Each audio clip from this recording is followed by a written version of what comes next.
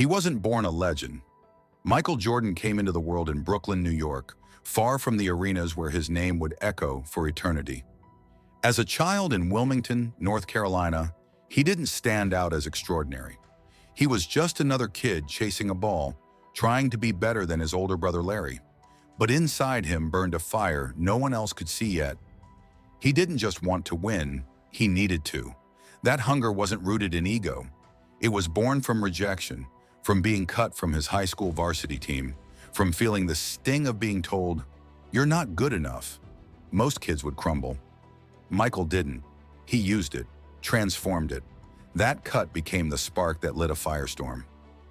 From the moment he stepped onto a college court at North Carolina, something shifted. He wasn't the biggest or the strongest, but there was something different in his eyes, an intensity, a focus, a silent fury. Under the guidance of Coach Dean Smith, Jordan refined his raw energy into precision. And when the 1982 NCAA championship came down to the wire, it was Jordan who rose up and hit the game-winning shot as a freshman. That single moment, a flick of the wrist, a ball arcing through the air, was more than just a win. It was a prophecy. The world hadn't fully caught on, but Michael Jordan had just announced himself to destiny. When the 1984 NBA draft arrived, Jordan wasn't the first pick. He wasn't even the second. The Portland Trail Blazers passed him over. The Chicago Bulls, a franchise buried in irrelevance, took a chance. They didn't know they were inviting a force of nature into their city. The moment he wore that Bulls jersey, Chicago began to breathe differently. Jordan wasn't just good, he was electrifying. In his rookie season, he averaged over 28 points per game, defied gravity nightly, and turned a fading franchise into must-watch theater. The arenas were packed, the lights brighter, and whispers of greatness turned into roars. But greatness never comes without resistance. The NBA in the 80s was a battleground, ruled by giants: Magic Johnson, Larry Bird, Isaiah Thomas. The Pistons, in particular, became Jordan's personal wall. They were ruthless, physical, and unapologetically brutal. The Jordan rules were created to stop him, to knock him down every time he soared. For 3 straight seasons, the Bulls were sent home in pain. Every hit, every bruise, every defeat, Michael took it personally. But unlike others who folded under the weight of failure, Jordan evolved. He lifted more, trained harder, got meaner. And with each loss, the monster within sharpened its claws. By 1991, the transformation was complete. Jordan was no longer just a phenom. He was a weapon of precision. With Scottie Pippen at his side and Phil Jackson on the sidelines, the Bulls became something terrifying. They swept through the playoffs, dismantling opponents with a cold efficiency. And then finally the moment arrived. The NBA Finals against Magic Johnson's Lakers. Old guard versus new king. Jordan didn't flinch. He soared, slashed, and delivered the iconic mid-air hand-switch layup that left the world gasping. In 5 games, he captured his first championship. Tears poured down his face as he clutched the trophy, not just for the win, but for the war it took to get there. What followed wasn't just dominance. It was a dynasty in the making. The Bulls returned in '92, stronger, faster, deadlier. Jordan led them past Clyde Drexler's Blazers, averaging nearly 36 points per game. He unleashed the legendary shrug after sinking 6 threes in a single half. An unspoken message that even he couldn't believe what he'd become. That summer, he joined the Dream Team in Barcelona, surrounded by the best players on earth. But even among gods, Jordan was the sun. He wasn't just conquering the league, he was conquering the world. And yet, deep inside, the hunger never stopped gnawing. In 1993, the 3rd ring came, but so did the shadows. The Bulls battled Charles Barkley's Phoenix Suns in a hard-fought series. Jordan averaged over 41 points, a finals record that still stands. He was at the peak of his powers, yet something was off. Off the court, his father James Jordan was always his anchor, his closest confidant. But tragedy struck like a lightning bolt. James was murdered, leaving a crater in Michael's soul. The man who had watched every game, given every word of support, was gone. And with him, Jordan's love for the game seemed to vanish too. So he did the unthinkable. He walked away. At the height of his reign, Jordan retired. Just like that, the world stood still. Fans mourned, critics speculated, but no one could fully understand the storm inside him. He wasn't running, he was searching. Baseball became his escape. He joined the minor leagues, trading his sneakers for cleats, chasing the ghost of his father's dream. The media mocked him. The stats were underwhelming, but none of it mattered. Jordan was grieving, rebuilding, becoming human again. He wasn't MJ the brand or the champion, just Michael, a son trying to heal. But legends don't stay buried for long. In March of 1995, two words shattered the silence. I'm back. No press conference, no explanation, just a fax. And with that, the greatest ever stepped back onto the hardwood. He was rusty, human, vulnerable. The Bulls fell to the Orlando Magic in the playoffs, but beneath the surface, something terrifying was awakening. Jordan wasn't content being good. He wanted vengeance. That summer, he trained like a man possessed, sculpting his body into steel, memorizing every slight, every criticism. The league had dared to move on without him, and now they would pay. The Predator was back, and he was hungry. The next season, the 1995-96 Bulls unleashed chaos. They finished 72-10, setting a record that stood for decades.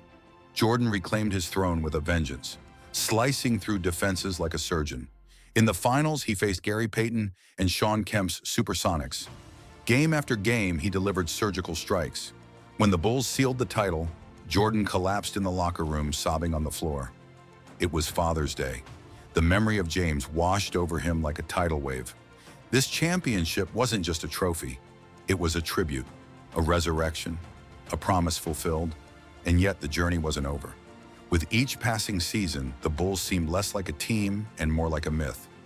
In 1997, they returned to the finals, facing off against a relentless Utah Jazz, led by Karl Malone and John Stockton. The battles were brutal, chess matches soaked in blood, sweat, and willpower. Game after game, Jordan delivered under pressure, but none were more iconic than Game 5, the flu game. Jordan, visibly sick and barely able to stand, poured in 38 points and collapsed into Scottie Pippen's arms at the buzzer. It wasn't just a win, it was a monument to pain, endurance, and the refusal to break. Legends are made in moments like that. The following year brought the crescendo, 1998, the last dance. Everyone knew the dynasty was nearing its end, contracts expiring, relationships fracturing. But if the house was going to fall, Jordan wasn't letting it collapse quietly. The Bulls met the Jazz once more, this time in a grudge match for the ages. The series was a war, every possession a battle of wills. In Game 6, with seconds left, the Bulls trailed by 1. Jordan, ever the assassin, stole the ball from Malone, dribbled down court, and in one poetic motion, crossed over Brian Russell and hit the jumper. Swish. Silence. History. His 6th ring. A final act of dominance before walking away once again. This time, the farewell felt permanent. Jordan had given the game everything. His youth, his spirit, his body. He retired again in 1999, leaving behind a void no one could fill. The league moved on. New stars rose. Rules changed. Flash replaced grit. But Jordan's ghost hovered over the court like a shadow. No matter how brilliant the next generation became, none could escape the question, are they the next Jordan? The answer was always the same. There was only one. Still, even as a ghost, Jordan's presence was magnetic. And once again, it wouldn't be long before he returned. In 2001, at 38 years old, Jordan laced up his sneakers again, this time with the Washington Wizards. This was a different Jordan, older, slower, but no less fierce. He wasn't chasing rings. He was chasing closure, redemption, and perhaps something even deeper, peace. He wanted to mentor young players, reshape a franchise, and remind the world that greatness never fades. And though the Wizards didn't win championships, Jordan delivered unforgettable moments. Game winners, 40-point nights, a 51-point explosion that silenced the doubters. He played through pain, through criticism, through time itself. He was no longer trying to be the best. He was proving he still belonged. When he finally stepped away for good in 2003, the NBA lost more than a player. It lost a heartbeat. The league without Jordan felt quieter, less electric, but his story wasn't over. His influence only grew. He became an owner, a mentor, a global icon. The Jordan brand expanded into a billion-dollar empire. Shoes bearing his name became cultural currency. Kids who never saw him play wore his number, mimicked his fadeaway, and studied his highlights like sacred scripture. He wasn't just part of basketball history. He was basketball history, a living, breathing embodiment of what it meant to chase greatness without compromise. But beneath the endorsements and accolades, Jordan remained the competitor. In every interview, in every glance, you could still see the fire. He couldn't play anymore, but he still wanted to win at everything. Cards, golf, business deals. It didn't matter.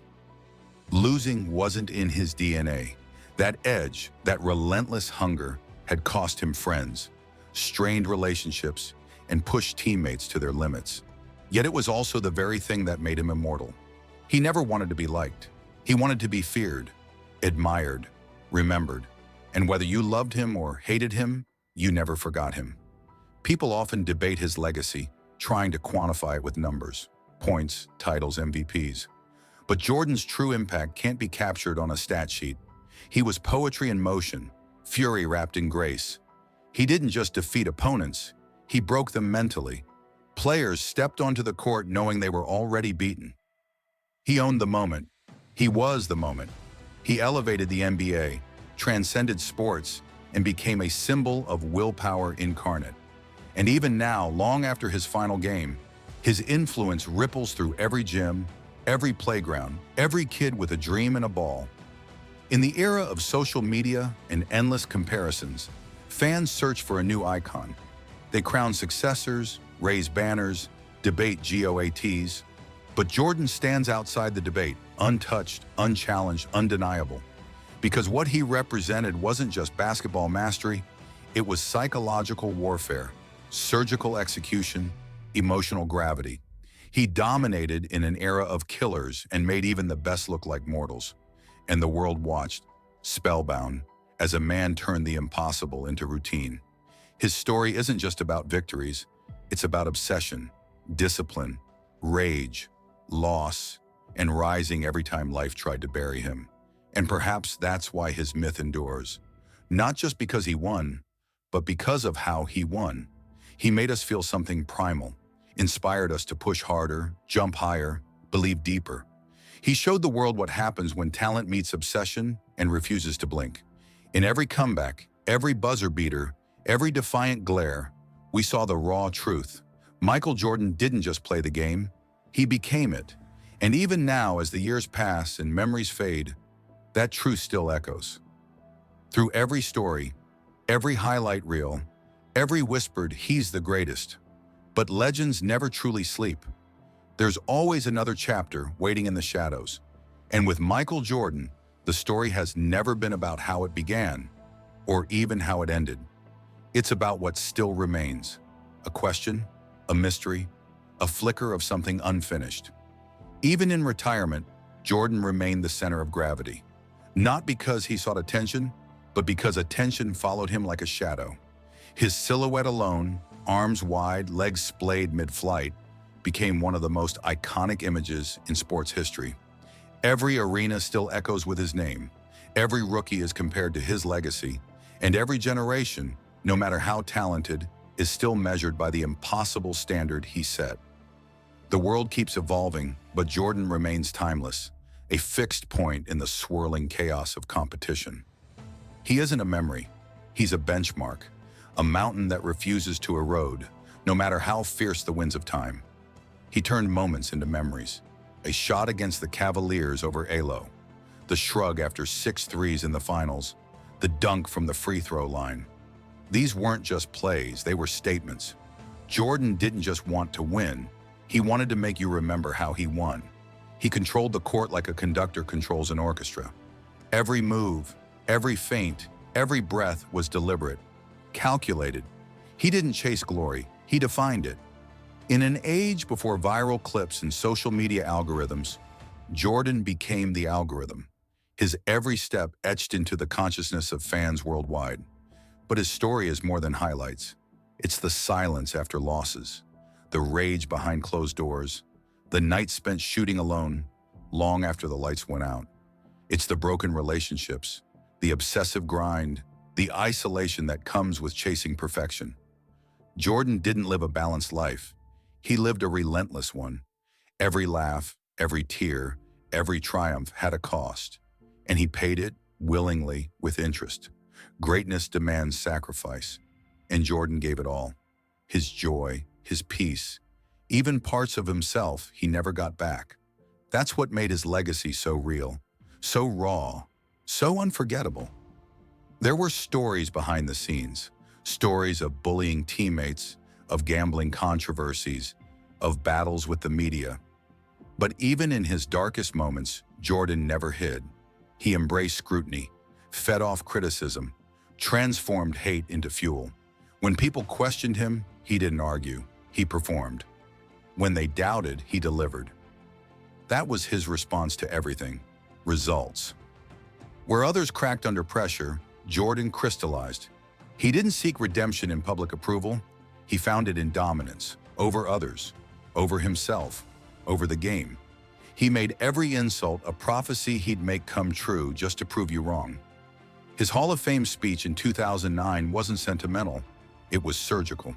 He called out rivals, skeptics, and doubters. It wasn't a farewell, it was a warning. The fire hadn't gone out, it had simply changed form. That moment revealed something deeper. Jordan wasn't just addicted to victory, he was addicted to vengeance. Every slight, every rejection, every no had been filed away, waiting to be weaponized. And when he took the stage that night, it wasn't to be celebrated, it was to remind the world that he never forgot, never forgave. That chip on his shoulder, still razor sharp. Yet in quieter moments, we saw a different side.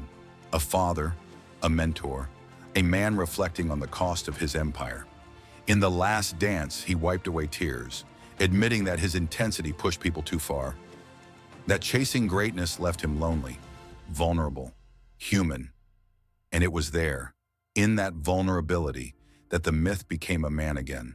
A man who had conquered the world, but was still haunted by what it took.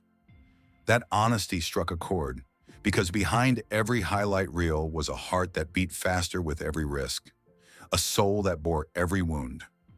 Even now in boardrooms and golf courses, Jordan's competitiveness bleeds through. As majority owner of the Charlotte Hornets, he tried to shape a new legacy, not as a player, but as a builder. Success was elusive, but the drive remained. His standards hadn't lowered. His expectations hadn't softened. He demanded excellence because he was excellence. And though the Hornets never became the dynasty he once led, his presence alone was enough to inspire. Because wherever Jordan goes, gravity shifts, rooms go quiet, heads turn, and the air feels heavier with possibility. His aura never retired, it simply changed uniforms. Today, Michael Jordan is more than a sports legend. He's a cultural icon, a business titan, a symbol of power molded through perseverance. From humble beginnings in Wilmington to global superstardom, he walked a path littered with doubters and detours, and turned it into a blueprint for greatness. His name is whispered with reverence. His shoes are worn like armor, and his spirit continues to haunt every court, every competition, every dream born in a driveway. The world may never see another quite like him, because Jordan wasn't just ahead of his time, he created the time. And that's why the debates don't matter. The stats, the rings, the rivalries, they're only part of the myth.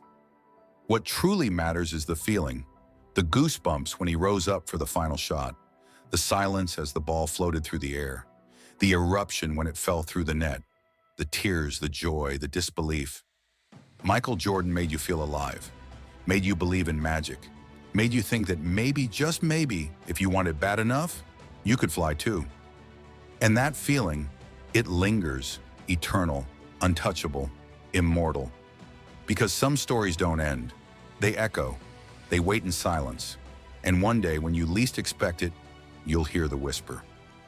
See the number 23, and remember that once there was a man who became a god with a basketball in his hands and reminded the world that legends never die. They just wait for the next generation to chase them, never quite catching up. Because Michael Jordan was never just a player, he was the standard, the storm, the shadow, and somewhere beyond the spotlight, he still watches, still judges, still hungers, waiting for someone bold enough to take the crown and daring enough to pay the price.